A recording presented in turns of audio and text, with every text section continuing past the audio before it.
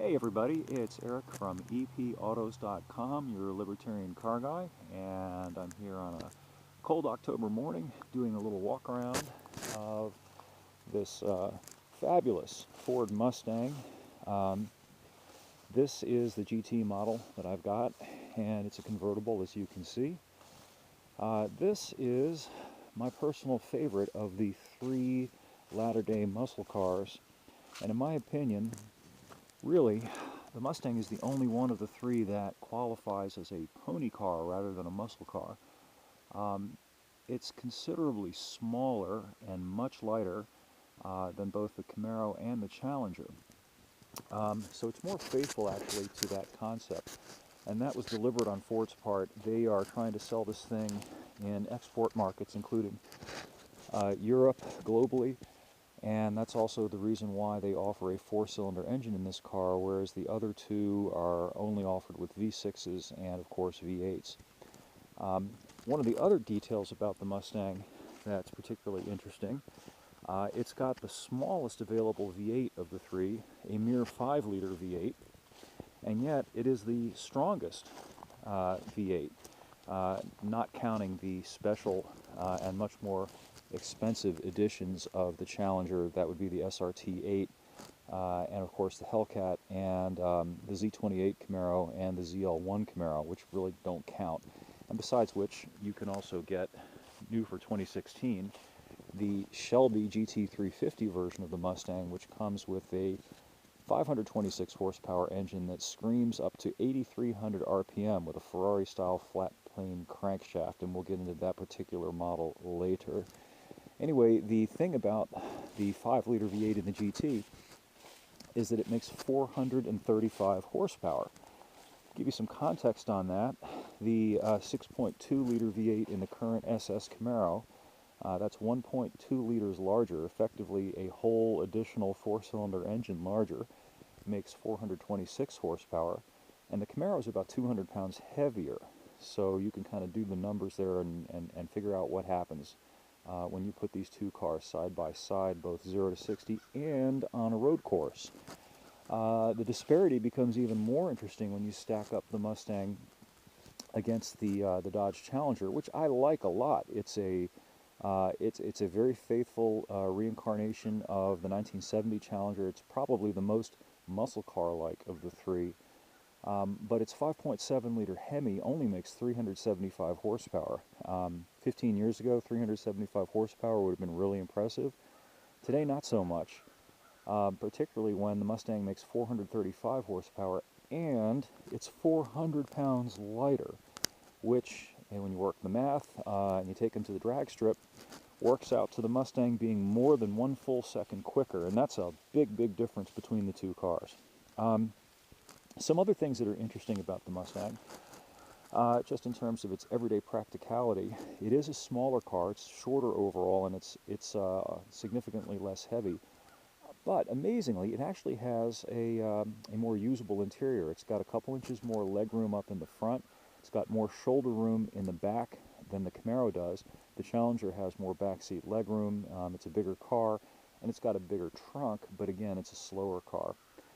Let's take a look at the inside of the Mustang. I think they did a really nice job integrating a lot of the retro themes of classic era Mustangs.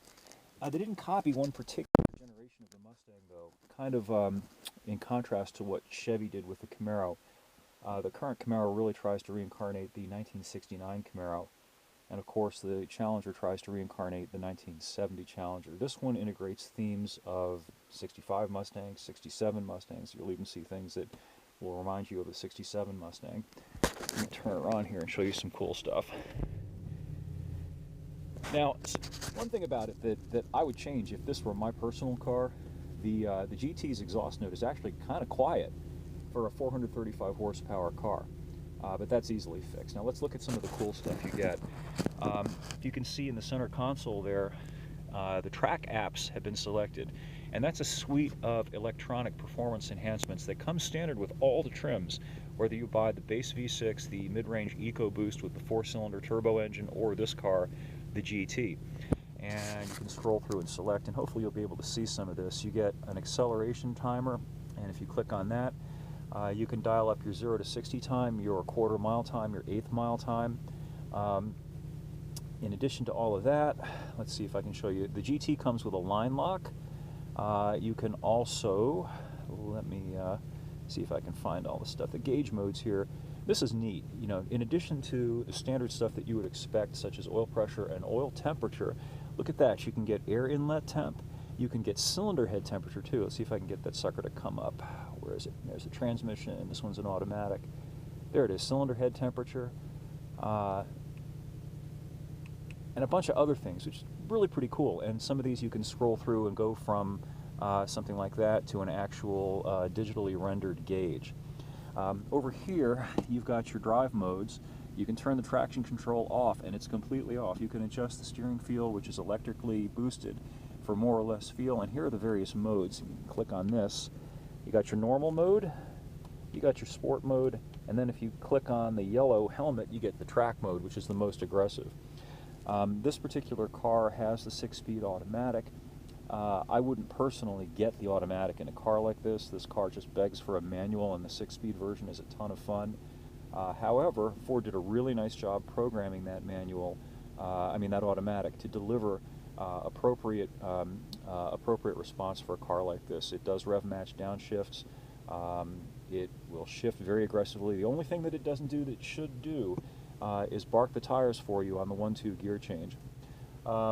Let's see, among the very, very few things about the Mustang that I don't particularly like, and I wrote about this in the article, which is up at epautos.com, you'll see you've got a good old pull-style parking brake here. The problem is that it's on this side, which makes it really awkward to do it while you're driving. It should be over here, so you can yank it up if you wanted to and do a bootleg turn, Rockford turn. The other thing is that even if it were over here, and this isn't just Ford, everybody's doing this now because of safety. The tension on the cable is so light that you can barely lock up the wheels while the car is moving. And even if you do manage to lock them up, of course, the safety buzzers start to come on and ding at you, so it makes it kind of aggravating. But again, like the muffler situation, this is easily remedied, probably. Well, not the physical location of it, but you could tighten up the cable here, and you could certainly get rid of this obnoxious buzzer. Oh, something else I wanted to point out before I end this video. Let me hit the windshield wiper so that you can see. One of the things that I really like about the Mustang relative to the Camaro and the Challenger, it has an old school feel to it. You don't feel like you're hunkered down here in a bathtub like you do in the Camaro. Particularly if you're a big guy like me, you know, you just feel like the roof is crowding in on you, and the door tops are really high because of the federal government side impact roof standards. Somehow Mustang, look at that, I can stick my arm out here on the side of the door, which is really unusual. That's something that I can do in my 76 Trans Am. Not many modern cars will let you do that. You've got a really good sight line over the hood.